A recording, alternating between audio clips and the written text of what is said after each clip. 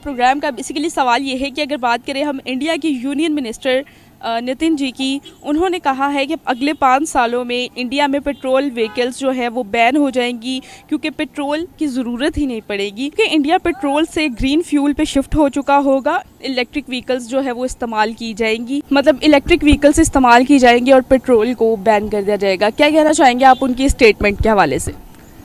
इसमें मैं यही कहना चाहूँगा कि बड़ी खुशाइन बात है कि अगर उन्होंने ये स्टेटमेंट दिया कि आइंदा 5 साल में वो ग्रीन एनर्जी पे शिफ्ट हो जाएंगे और सारी पेट्रोलियम के ऊपर जो व्हीकल चलती हैं उसको बैन कर देंगे, ये बड़ी खुशाइन बात है। उसकी वजह ये है कि जब कोई भी कंट्री है ना, इस टाइम दुनिया में सबसे ज़्यादा जो उसका इंपोर्ट का बिल होता है ना, वो जाता है पेट्रोल, डीज़ल या मदन यानी गैसेस वगैरह जो होती हैं, जैसे LNG LPG वगैरह है, इनके जो एक्सपोर्ट का बिल है ना, इंपोर्ट का बिल है, सबसे ज़्यादा पैसे इसमें ज़ाया होते हैं।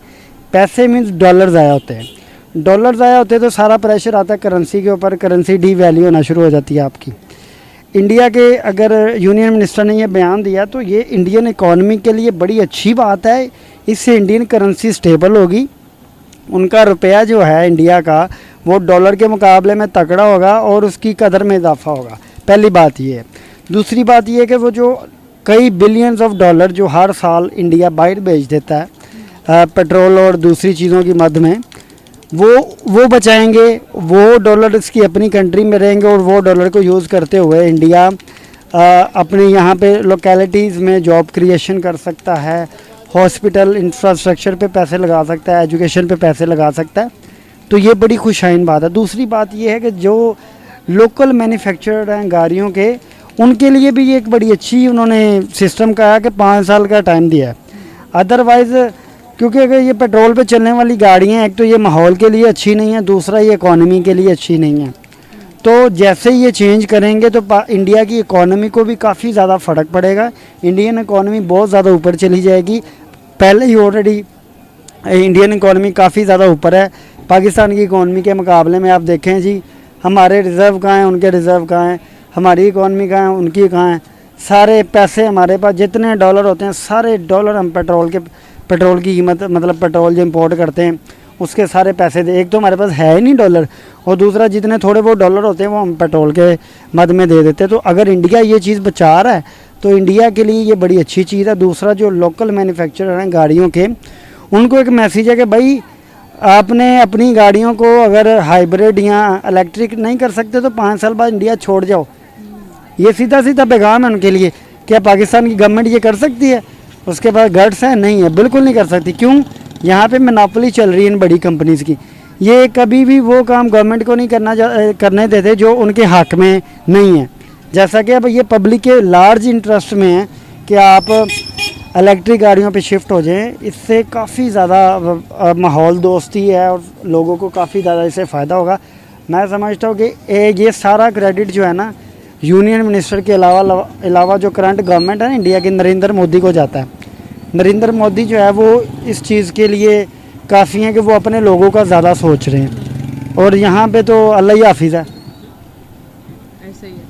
तो सर क्या कहना चाहेंगे, जैसे कि आपने खुद ही बता दिया कि इस सब का क्रेडिट जो है वो इंडिया के जो प्राइम मिनिस्टर हैं नरेंद्र मोदी की गवर्नमेंट, उनको जाता है। जिस हिसाब से वो पेट्रोल को बैन नहीं कर देंगे क्योंकि उसकी ज़रूरत ही नहीं पड़ेगी। जब इलेक्ट्रिक व्हीकल्स में हम इलेक्ट्रिक तरफ जाएंगे तो हम पेट्रोल को यूज़ ही नहीं करेंगे, ठीक है। तो सर क्या कहना चाहेंगे, मतलब इसके अलावा और क्या फैक्टर्स देख रहे हैं जिस पे वो ग्रो कर रहे हैं, जिस पे वो पेट्रोल, आपको पता है पेट्रोल वो क्रूड ऑयल करने में, मतलब इंपोर्ट करने में उनको कितनी प्रॉब्लम फेस करनी पड़ रही थी। मतलब आपके मतलब नुकसान तो होता ही है जब हम इंपोर्ट करते हैं। तो रशिया से वो ले रहे थे, मतलब उन्होंने किसी पे डिपेंड करने से अच्छा उन्होंने कहा कि हम उन चीज़ों को ही मतलब बैन कर दें जो हमें पेट्रोल ज़्यादा यूज़ करना पड़े। ग्रीन फ्यूल की तरफ वो ज़्यादा आ रहे हैं। क्या कहना चाहेंगे कि इलेक्ट्रिक व्हीकल्स में वो ज़्यादा आगे जा रहे हैं। वैसे ही आपको पता है इलेक्ट्रिक व्हीकल्स यहाँ पे जो गाड़ियाँ मिलती हैं वो वैसे ही एक मेहरान गाड़ी जो कि बैन कर दी गई है वो 16-20 लाख रुपए की है, ठीक है। और वहाँ पर अच्छी से अच्छी गाड़ी आपको 8 लाख तक की मिल जाएगी या 5 लाख तक की मिल जाएगी। तो सर क्या कहना चाहेंगे इस पूरे सिनेरियो को देखते हुए?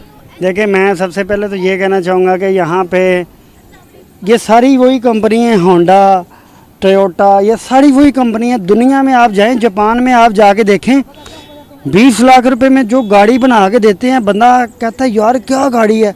और यही कंपनी जब इधर आती है ना, 20 लाख में आपको कनस्तर बना के, 3 डब्बे बना के देना शुरू कर देती। यानी वो गाड़ी ऐसी होती है कि बंदा अंदर बैठता है तो बंदे को खुद नहीं पता होता कि बंदे ने अपनी मंजिल पे जाना है या ऊपर चले जाना। खुदा ना खास्ता अगर एक्सीडेंट हो जाए, ना उसमें एयर बैग्स हैं, ना उसमें कोई सेफ्टी फीचर्स हैं, कुछ भी नहीं है। दूसरा ये अन्यवा पेट्रोल खाती हैं वो गाड़ियाँ, अन्यवा इकोनॉमी को, माहौल को ख़राब करती हैं। और पाकिस्तान तो ये कर ही नहीं सकता, क्योंकि पाकिस्तान के पास तो बिजली नहीं है। जब बिजली नहीं है, गाड़ियों को चार्ज कैसे करेगा? ठीक है, पेट्रोल बाहर से मंगवा के पेट्रोल डाली जा रहे हैं, बिजली नहीं है। तो इंडिया इसलिए जा रहे हैं, इंडिया के पास बिजली काफ़ी ज़्यादा है और वो अपने पैसे बचा के सारे पैसे जो है वो बिजली में इन्वेस्ट करेगा। लोग जगह जगह चार्जिंग पॉइंट्स बना देगा। और ये इस तरह है कि जब जगह जगह चार्जिंग पॉइंट बन जाएंगे, लोग जाएंगे अपनी गाड़ियाँ वगैरह चार्ज करेंगे। पाकिस्तान इसलिए भी इस तरफ नहीं आ रहा कि यहाँ पे कोई इन्वेस्टमेंट करने को तैयार नहीं है। यहाँ पे अनसर्टेनिटी बहुत ज़्यादा है, आपको पता नहीं है कि नेक्स्ट डे क्या हो जाना है। जिस तरह देखें हमारी करेंसी नीचे जा रही है। आपने रशिया की बात की है कि इंडिया रशिया से ऑयल ले रहा। अभी इंडिया बहुत सस्ता ऑयल रशिया से लेके बड़ा सस्ता ऑयल बेच रहा है। उसके अलावा फिर भी इंडिया जो है वो मुतमईन नहीं है। वो कहता है कि हम अपने लोगों को वो चीज़ देना चाहते हैं, इंडिया की गवर्नमेंट है, जिसमें उन लोगों का ज़्यादा फ़ायदा है। यानी कि इलेक्ट्रिक व्हीकल्स, जिसमें समझ लें कि आपने बाय कर ली, उसमें ज़्यादा मेंटेनेंस नहीं करनी पड़ती। आपने बाय किया, वन टाइम इन्वेस्टमेंट है, आपने चार्ज करना है, चलें जी जहाँ मर्जी जाएँ। टेस्ला आप देखें, दुनिया की इस टाइम सबसे बड़ी कंपनी जो इलेक्ट्रिक कार की है वो टेस्ला है। उसका जो ओनर है, लोग उसको मजाक करते थे कि ये जोकर है, ये है, ये वो है, लेकिन उसने फ्यूचर देखा हुआ है। उसको पता है कि आने वाले वक्त में ये टेस्ला जो है ये दुनिया की नंबर 1 कार है, अभी भी है और बनेगी भी इलेक्ट्रिक गाड़ियाँ। और उसने ये भी कहा कि इंडिया में वो प्लांट लगाने का सोच रहा है टेस्ला। अब यहाँ पे क्यों नहीं लगा रहा? उसको पता है यहाँ पे जब प्लांट लगाने आएंगे, यहाँ पे सबसे पहले कहेंगे जी कमीशन क्या दोगे। उसके अलावा कहोगे जी, वो टेस्ला को कहेंगे आप इलेक्ट्रिक छोड़ो, आप पेट्रोल वाली गाड़ियाँ बनाना शुरू कर दो, क्योंकि बाहर से पेट्रोल आएगा, इनकी कमीशनें बनेंगी, इनके मुआवजे होंगे LNG के। तो ये बड़ी चीज़ें इंडियन गवर्नमेंट सिर्फ अपने लोगों के बारे में सोचती है। यहाँ पे गवर्नमेंट अपने बारे में सोचती है, अपने करप्शन के केस ख़त्म कर लो, एंटी करप्शन जो है वो उनके कवानीन चेंज कर दो, उनका कानून चेंज कर दो जी, वो किसी को पकड़ नहीं सकते, जो भी अपने ऊपर चार्जेस है वो ख़त्म करा लो। इंडियन गवर्नमेंट इस तरफ बिल्कुल नहीं है, वो अपने लोगों का सोचती है और जो उनके लोगों के मफाद में वो डिसीजन लेते हैं। देखें दुनिया में बड़ी बड़ी कंपनीज़ में जो इंडियन जाके बैठ गए हैं, उनका एजुकेशन सिस्टम हमसे काफ़ी ज़्यादा आगे निकल गया है, डिफेंस सिस्टम उनका हमसे आगे निकल गया है और वो बल्कि एक्सपोर्ट करते हैं, डिफेंस एक्सपोर्ट करते हैं, चीज़ें बना के दुनिया को बेच रहे हैं। हम क्या करें? हम तो आज तक इस चीज़ से निकल नहीं सके कि ज़रा सा बारिश हो जाए पूरा पाकिस्तान डूब जाता है। अब आपने देखा है कराची में बारिश हुई है, पूरा कराची डूब गया है, यहाँ तक पानी खड़ा है। हाँ, अभी हम इंडिया को कहते हैं कि पानी छोड़ें, वो रावी खुश्क है, अगर वो पानी छोड़ देंगे तो पाकिस्तान ही डूब जाएगा। और इंडिया ने जब इंडिया के सारे जो जितने भी लोग हैं ना, वो सिर्फ थूक ही फेंक दें, पाकिस्तान बर्बाद हो जाएगा। पानी छोड़ने की तो बात क्या है, समझ रही है ना?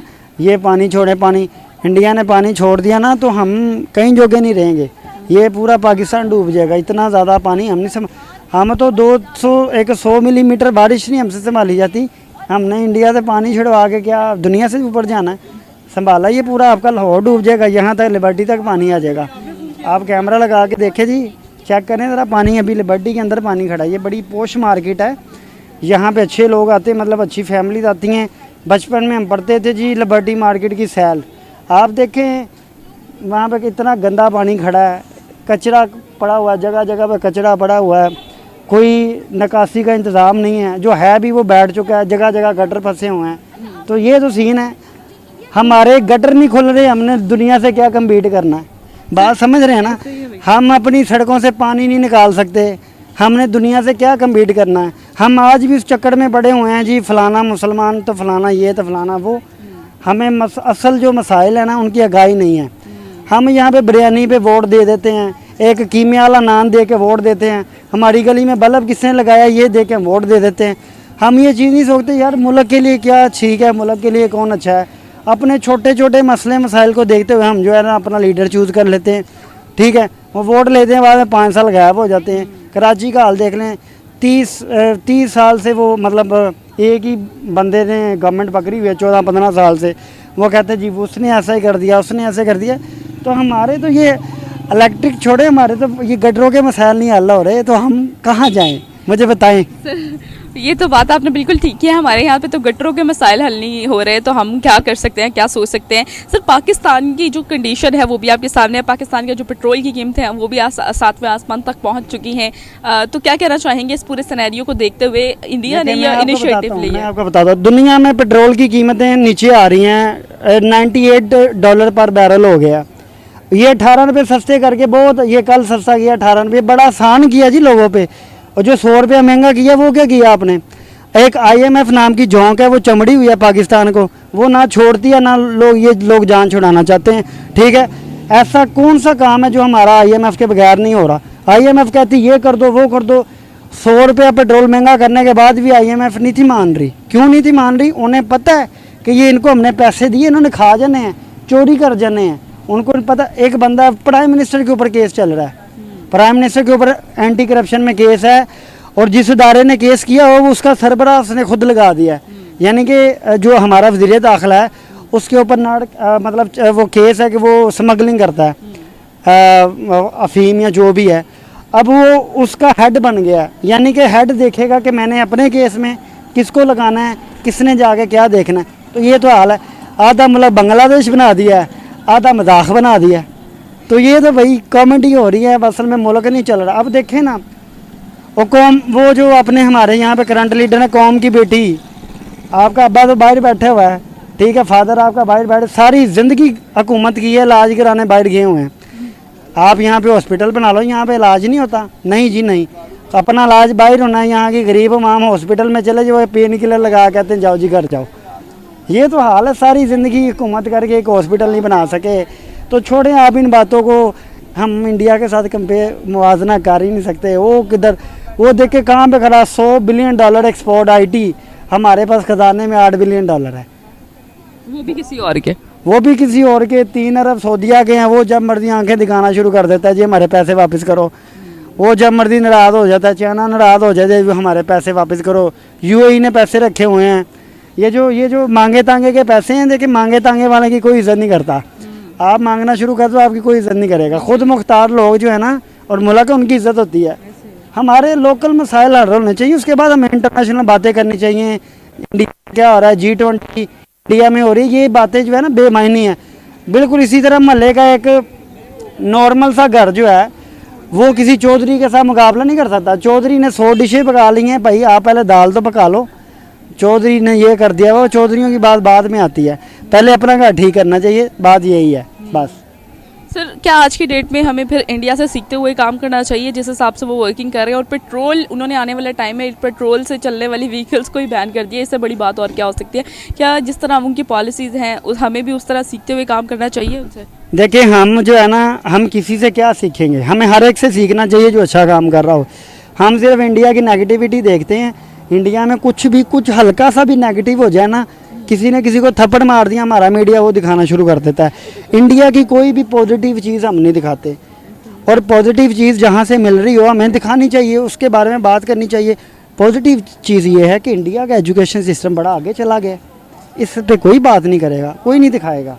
पॉजिटिव चीज़ ये है कि दुनिया के बड़े बड़े जिन इदारों को हम तरले कर रहे हैं कि हमें निकाल दो ग्रे लिस्ट से, उसका सरबरा इंडियन बन गया। बताओ अब क्या करोगे? सही बात। अब आप पहले आप इंडिया को भगाते हो, ये वो फ्लांटिंग, उसका सरबरा बन गया। IMF में भी उनके बंदे बैठे हुए हैं, गूगल में उनका बंदा बैठा हुआ है, बड़ी कंपनीज में इंडियन बैठे हुए हैं।